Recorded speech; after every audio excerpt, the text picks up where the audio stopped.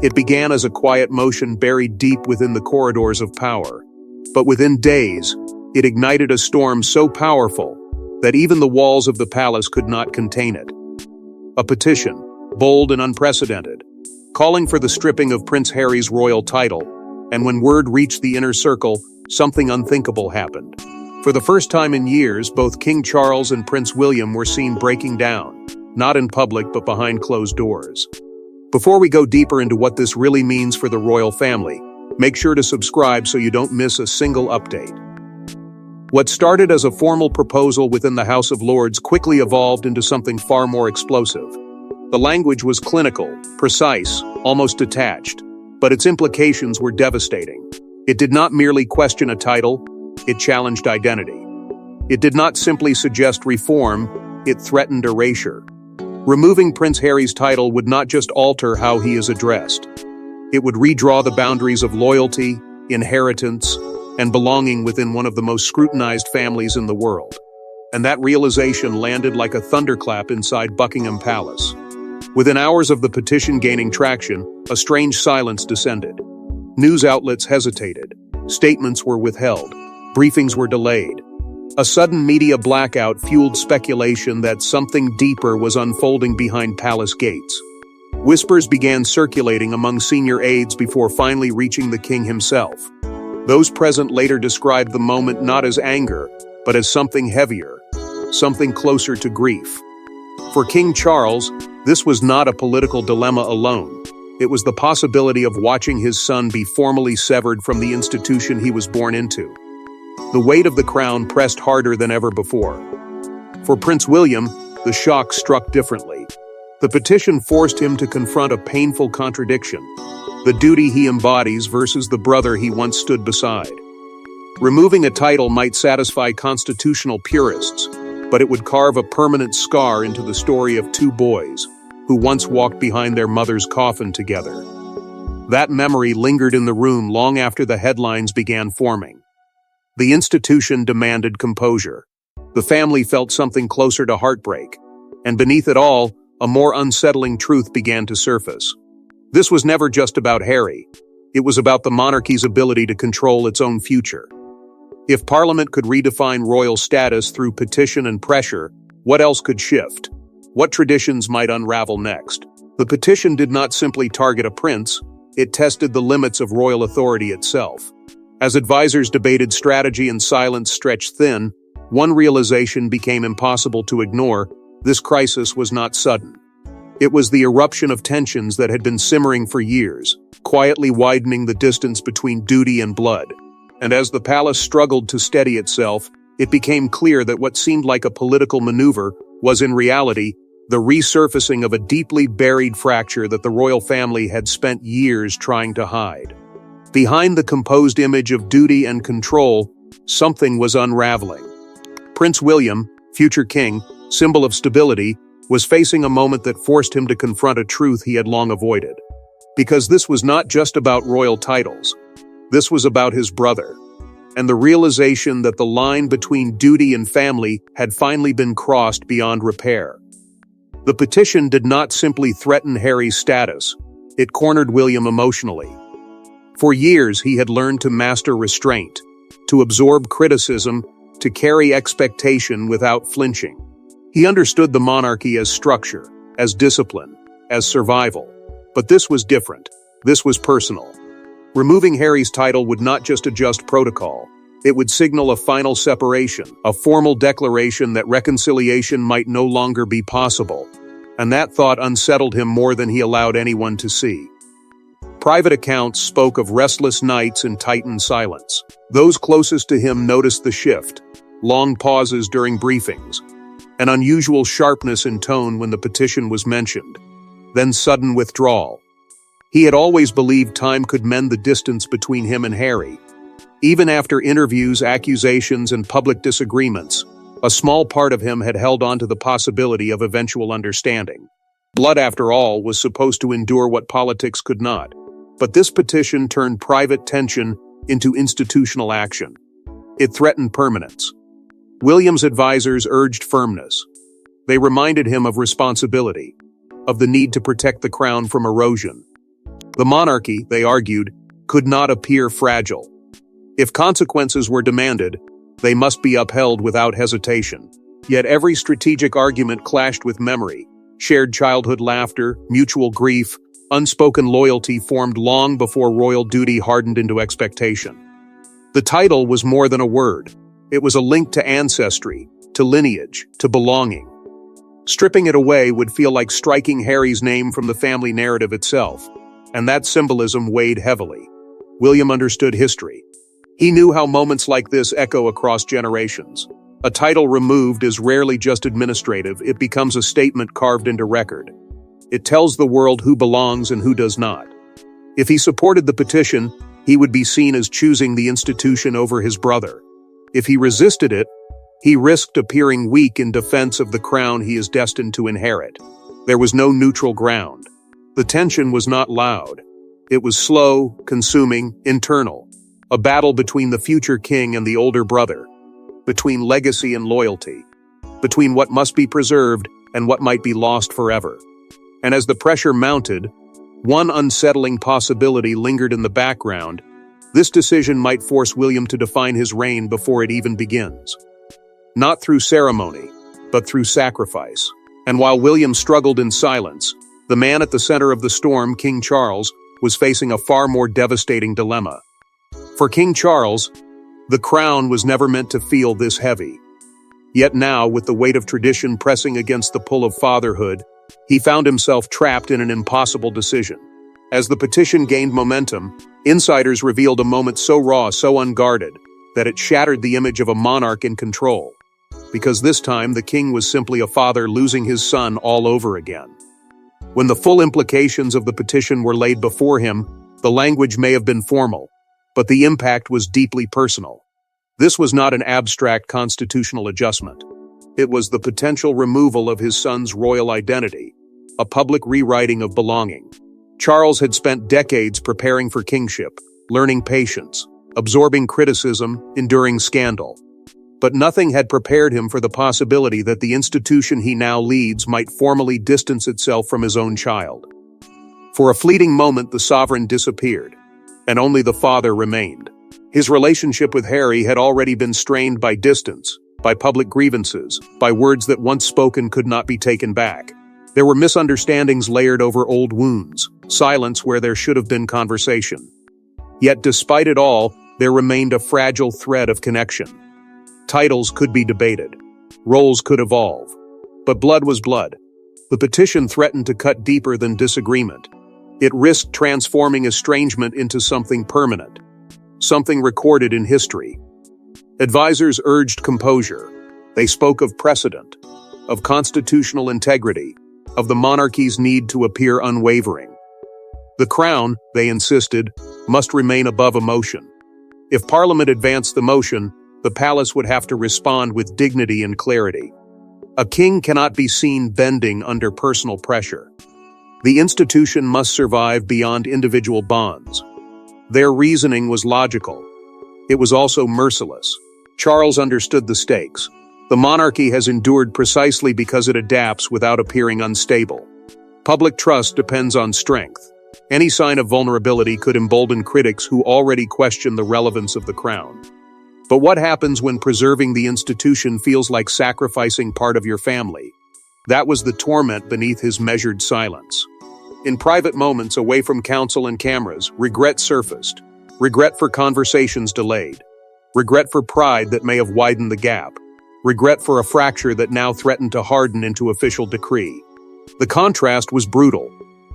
A man who had waited his entire life to wear the crown now faced the possibility that the very symbol of his achievement might demand a personal loss too great to bear.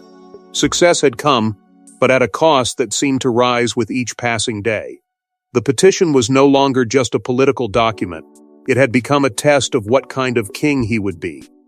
One who prioritizes legacy over lineage, or one who risks appearing conflicted to protect a son who has chosen a different path. And beneath the surface of every careful briefing and measured response, a darker possibility lingered. The crown may demand a sacrifice Charles cannot make.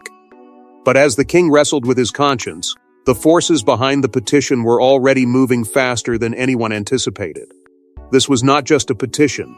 It was a calculated move. Behind the formal language and parliamentary procedures, a powerful network was quietly orchestrating what could become one of the most controversial decisions in modern royal history. And as the details began to surface, it became clear. This was never just about Harry. It was about redefining the monarchy itself.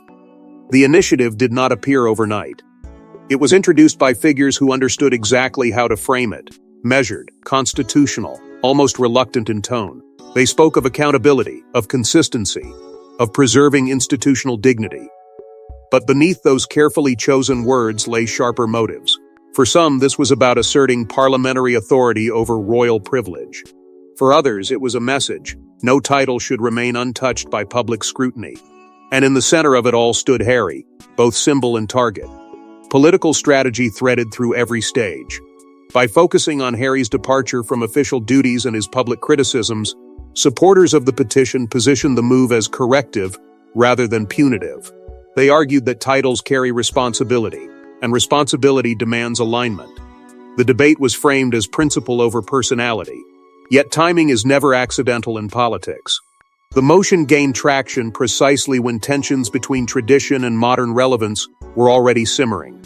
It tapped into a broader conversation about what the monarchy should represent in a rapidly changing society. History provided both ammunition and caution. Title removals have occurred before, usually in moments of national upheaval or moral outrage. Those precedents were invoked to justify action. If it had been done once, it could be done again. But history also warned of unintended consequences. Every previous removal had left scars, reshaping public perception for decades. The House of Lords was not united in its enthusiasm. Quiet divisions surfaced. Some members viewed the petition as necessary clarity. Others feared it crossed an invisible line, transforming personal conflict into institutional punishment. Behind closed doors, debates grew sharper. Was this about discipline, or about distancing the monarchy from controversy? Was it a defense of dignity, or a demonstration of political strength? Even among supporters, uncertainty lingered about the ripple effects. Removing a title might resolve one tension, but it could ignite another, fueling claims that the monarchy bends under pressure rather than guiding it. Outside Parliament, public opinion fractured almost immediately. Some citizens applauded the petition as overdue accountability. Others saw it as a step too far, a symbolic exile that would only deepen division within the royal family. Media narratives amplified every angle. Headlines hardened positions. The monarchy found itself pulled into a debate it did not initiate yet could not ignore. And perhaps most dangerously, the conversation began shifting beyond Harry himself. Commentators questioned how much influence elected officials should wield over hereditary titles. Analysts debated whether this marked a turning point in the balance of power between crown and state. What began as a petition about one prince evolved into a referendum on royal autonomy. The strategy was subtle but powerful. By keeping the focus on principle, proponents avoided appearing vindictive, yet the effect was undeniable. The monarchy's carefully guarded narrative was slipping from its control. For generations, the palace had shaped its own story. Now others were shaping it for them. And as the political storm intensified, the emotional consequences within the royal family reached a breaking point no one could contain. There are moments the public is never meant to see, and this was one of them. Behind the grand halls and guarded gates, a scene unfolded that defied every expectation of royal composure. King Charles and Prince William overcome with emotion, not as monarch and heir, but as a father and a brother, watching something irreversible slip through their hands. The meeting was not ceremonial. It was not scheduled for appearances or strategy. It was a confrontation with reality. Reports from those close to the inner circle spoke of heavy silence before a single word was even exchanged. The petition had advanced further than expected. Support was building. Timelines were narrowing. And in that private space, stripped of titles and formalities, two men faced the possibility that history might soon record a permanent separation within their own family. For Charles, the realization struck with brutal clarity. If the motion succeeded, it would not simply adjust protocol. It would redefine his son's place in the lineage he had spent a lifetime preparing to protect. The weight of tradition collided with the ache of fatherhood. William felt it too. The steady composure he had maintained in public faltered behind closed doors. The decision was no longer theoretical. It was imminent. And imminence changes everything. This was the human side of the monarchy rarely acknowledged. Not speeches, not ceremonies, but vulnerability. The kind that surfaces when control begins to slip away. The kind that echoes memories of past crises, moments when the family had been tested by scandal, by loss, by division. In those earlier storms, they had closed ranks. They had endured. Yet this felt different, because this time the fracture ran straight through the bloodline itself. Emotion did not erupt in anger. It settled into something quieter and more devastating. Regret hovered in the air. Questions remained unanswered. Could more have been done to prevent this spiral? Had pride hardened into distance too soon? Beneath the weight of duty, both men sensed that the petition was not just a political act. It was the culmination of years of unresolved tension, finally crystallizing into institutional consequence. Helplessness is not a feeling often associated with kings and heirs. Yet in that room it was unmistakable. The monarchy commands ceremony and influence, but it does not control parliament. It shapes narrative, but it cannot silence public debate. For perhaps the first time since the crisis began, the limits of royal authority were fully understood. Tradition could advise. Advisors could strategize. But once the machinery of government moved forward, it would not pause for personal grief. The contrast was almost cruel. Publicly, they represented strength, continuity, and certainty. Privately, they confronted uncertainty that threatened to define their reign and legacy. If the title were removed, history would mark this as a turning point. If it were preserved, it might signal compromise. Either path carried consequence. And beneath the emotion lingered a haunting realization. This moment might not simply test their leadership. It might define it forever. But while the palace grappled with emotion, outside its walls, the world was beginning to react. And the reaction was anything but unified. As news of the petition spread, it ignited a reaction that no one could control. Streets, screens, and social platforms erupted into a battlefield of opinions. Some demanded accountability, others cried betrayal.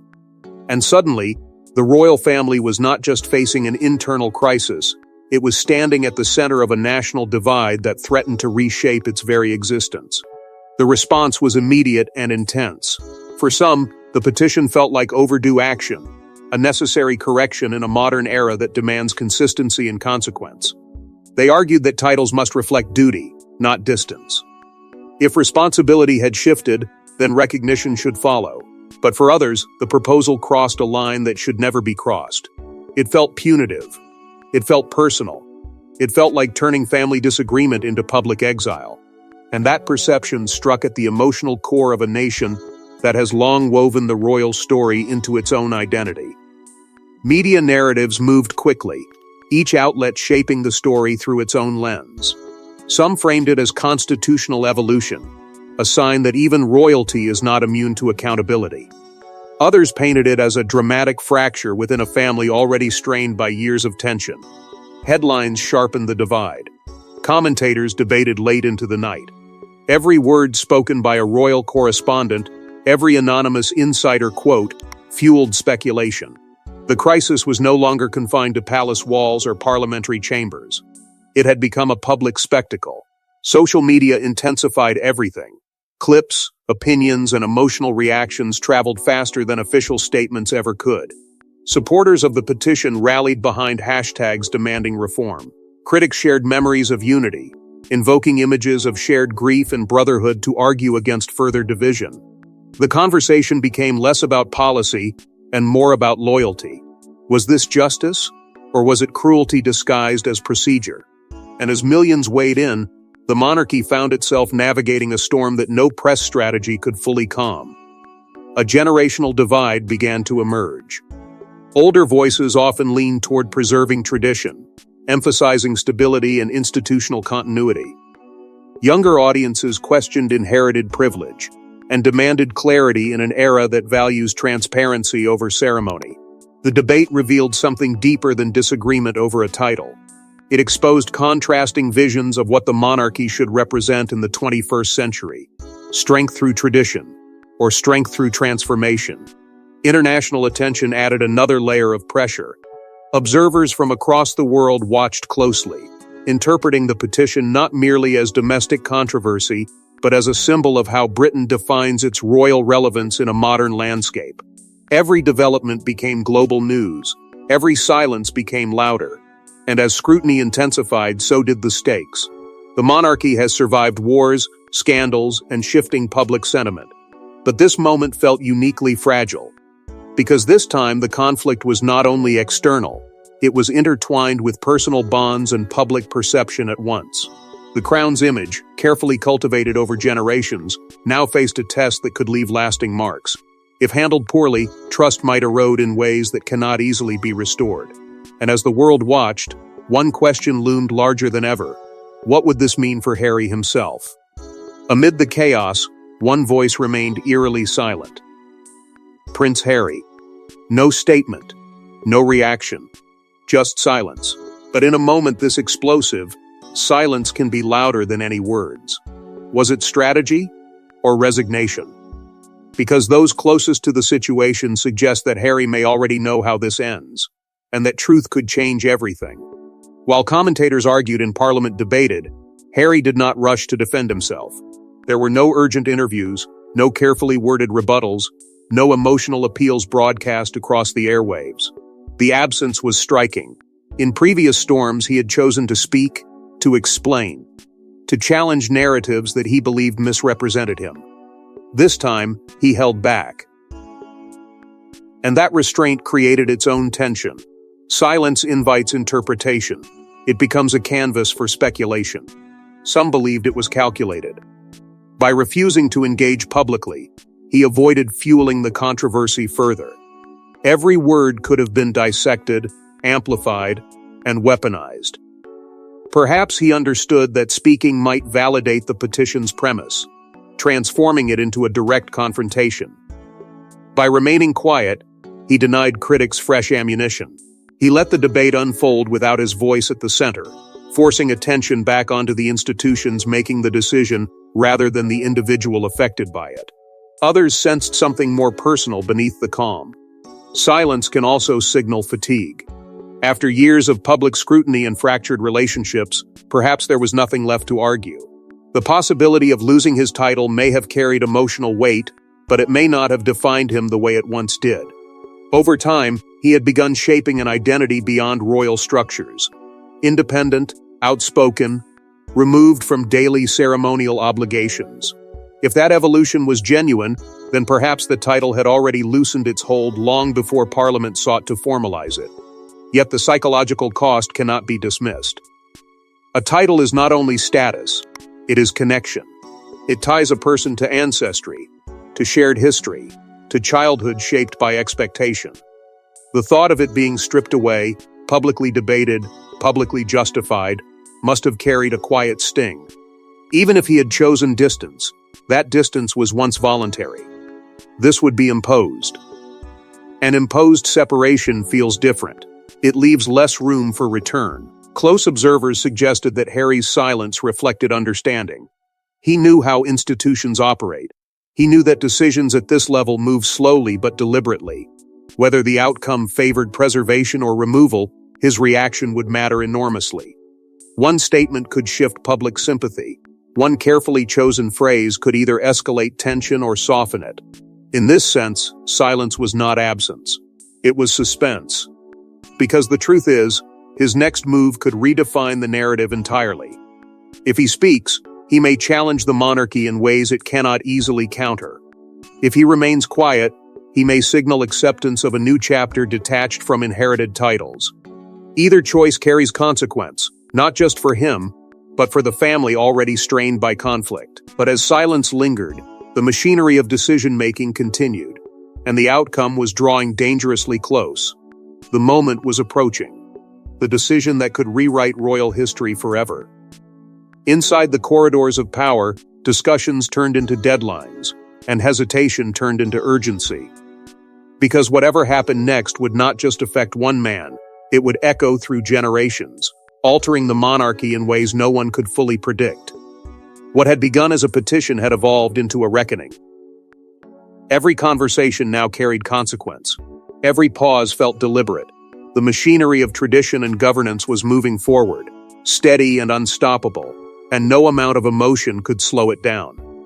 For King Charles, the final stretch was the most agonizing.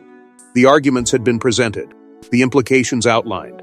Advisors spoke in calm, measured tones about constitutional boundaries and institutional stability. Yet beneath that polished language, the truth was painfully simple.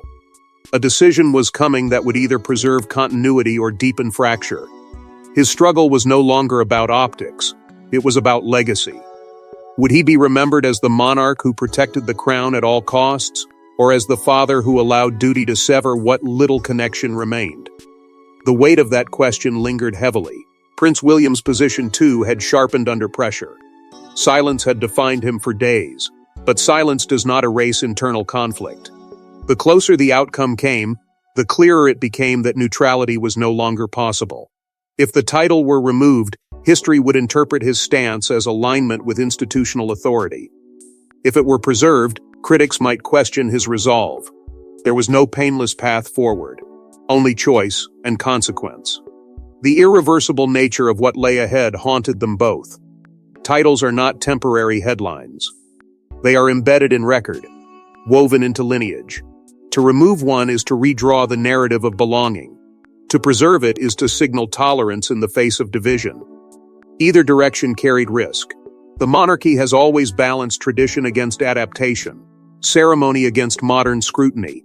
Now that balance felt fragile, stretched between maintaining authority and acknowledging human complexity. And then, inevitably, the decision came, or perhaps more accurately, the acceptance that, whatever the outcome, something had shifted permanently. In the end, it was never just about a title. It was about identity, loyalty, and the cost of wearing a crown. Because long after the headlines fade and the debates cool, one truth remains: this moment changed everything. Not only for Harry, not only for William or Charles, but for the monarchy itself. The crisis leaves scars that cannot be measured publicly.